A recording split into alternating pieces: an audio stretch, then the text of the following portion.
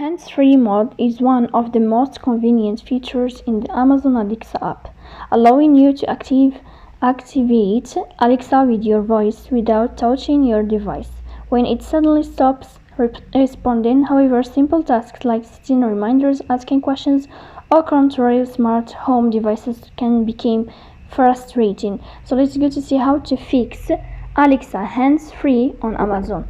First thing you have to do is to go to Alexa Amazon app. In this page you will move to this sign, so you will tap here, then you will find settings. You will click on your settings.